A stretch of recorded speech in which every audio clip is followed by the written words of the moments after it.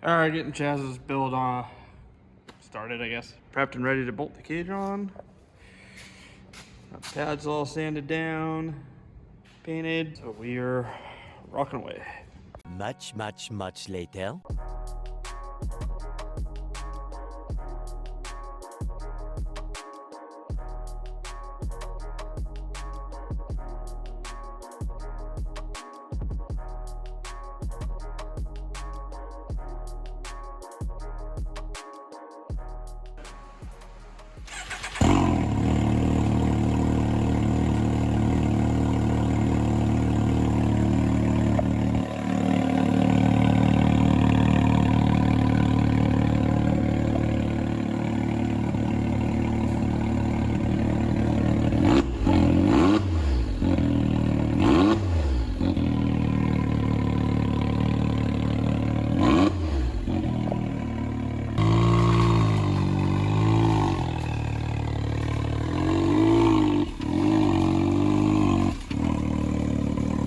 Open the valve.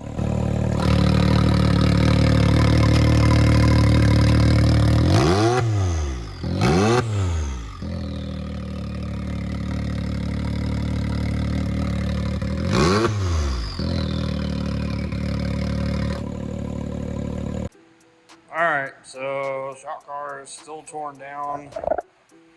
We are like 4 or 5 weeks away from Sandsport show. Yeah, we've been super busy, so I haven't been working on my own stuff, but now we're crunching on this. It's SCR Shorty Fastback. It's been repowder coated for this season. It's hard to tell. We got a custom aluminum roof with a roof scoop. It is functional. And then we have some Frenched in lights in the back, which obviously are not in, but will be. Pulled a bunch of stuff off to get repowder coated. Some new parts. The cover for the tap clutch needs to be powder coated. Everything is at paint, so that's why the car's stripped down so far. You guys didn't know we did go to a tap clutch this season. If you're new to the channel, this is a decently high-powered car. It's 260 on 27 pounds of boost. DNA motor. Brian Crowler goodies. Keep you guys updated on this as we progress. Well, we picked up a big piece of the puzzle for the Tiffany 2.1, I guess, rebuild.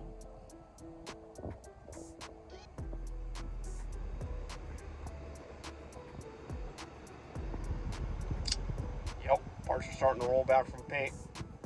I can't wait until things all together and show you guys. Moving forward. Alright, Chaz's seat showed up for his Can-Am build.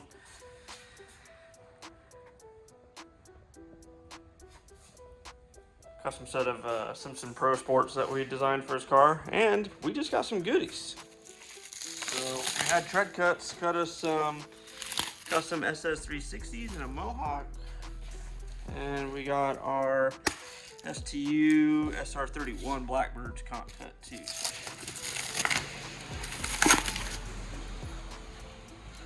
I'll go over some details shortly on that. Okay, so we have Chris Diaz's car here. You guys probably remember this build from Sandsport show last year, so we're kind of changing it up. We are adding a Baja to the front bumper here. We did a new roof. It's a one-piece roof instead of the four-piece roof that the SCR cages come with now. We got a roof scoop that's functional. New windshield frame with a screen in it. We're getting this all torn apart so we can take the powder coat. We're gonna do some maintenance and a couple other things. Oh, and we have some new seats, so let's check those out. All right, so here's the new seats for the Diaz build. Changed it up a little bit this year. They are wrinkled, they've been sitting in the box for months. Yeah.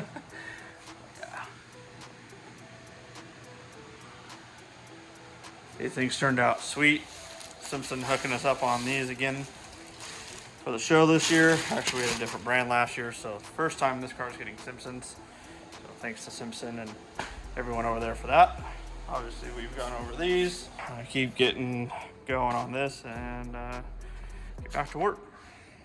All right, I'm starting this project.